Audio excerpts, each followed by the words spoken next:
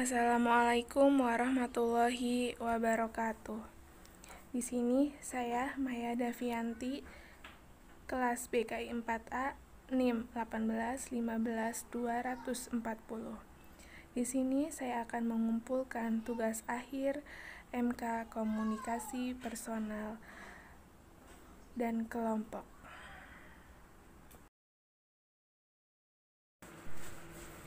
Di sini saya akan membahas sifat-sifat komunikasi antar pribadi. Yang pertama yaitu berkomunikasi secara verbal dan nonverbal.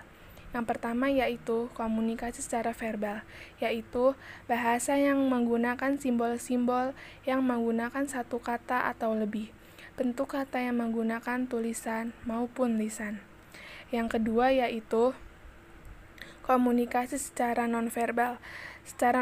Komunikasi secara nonverbal di sini yaitu komunikasi yang disampaikan dalam bentuk simbol, isyarat, gerakan tubuh, dan ekspresi wajah. Selanjutnya yaitu perilaku. Perilaku di sini dibagi menjadi 3, yaitu spontan, scripted, dan contrivert. Yang pertama yaitu perilaku spontan.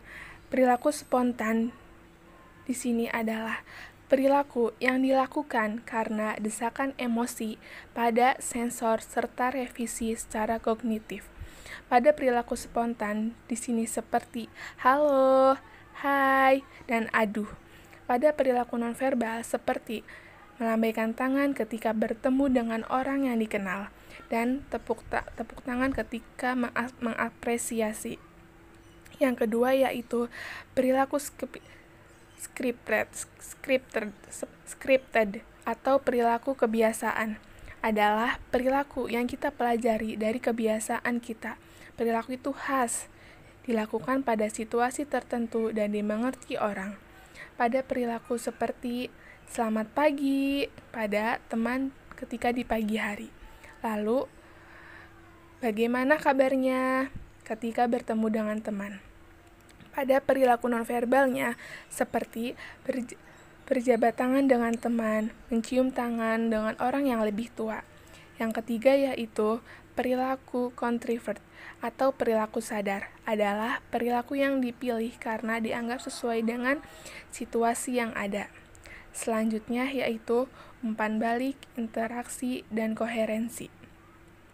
Jadi di sini ketiganya ini sangat berhubungan sekali.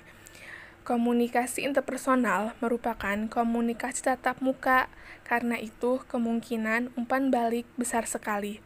Dalam komunikasi itu, penerima pesan dapat langsung menanggapi dengan menyampaikan umpan balik. Dengan demikian, di antara pengirim dan penerima pesan terjadi interaksi. Yang satu mempengaruhi yang lain, dan keduanya saling mempengaruhi dan memberi serta menerima dampak. Pengaruh itu terjadi pada daratan kognitif, pengetahuan, efektif perasaan, dan behavioral perilaku. Semakin berkembang komunikasi interpersonal itu, semakin intensif umpan balik dan interaksinya karena peran pihak-pihak yang terlibat berubah peran dari penerima pesan menjadi pemberi pesan, dan sebaliknya, dari pemberi pesan menjadi penerima pesan. Agar komunikasi interpersonal itu berjalan secara teratur dan komunikasi itu pihak-pihak yang terlibat saling menanggapi sesuai dengan isi pesan yang diterima. Dari sinilah terjadilah koherensi dalam komunikasi, baik antar pesan yang disampaikan maupun umpan balik yang diberikan maupun dalam keseluruhan komunikasi. Selanjutnya yaitu tatanan intrinsik dan ekstrinsik. Komunikasi antar pribadi biasanya bersifat intrinsik dan ekstrinsik. Intrinsik di sini merupakan suatu standar perilaku yang dikembangkan oleh seseorang sebagai panduan pelaksana komunikasi. Sedangkan ekstrinsik yaitu aturan lain yang ditimbulkan karena pengaruh kondisi, sehingga komunikasi antar manusia harus diperbaiki atau malah harus berakhir. Jadi, Tatanan intrinsik merupakan suatu perilaku yang dikembangkan untuk memandu pelaksana komunikasi antar pribadi. Sedangkan tatanan ekstrinsiknya merupakan aturan yang timbul akibat pengaruh situasi dan kondisi, sehingga komunikasi antar pribadi harus diperbaiki. Selanjutnya yaitu tindak persuasi manusia. Jadi, menurut Perloff, persuasi merupakan proses timbul balik di mana komunikator mencoba meyakinkan orang lain untuk mengubah sikap atau perilaku mereka tentang masalah tertentu.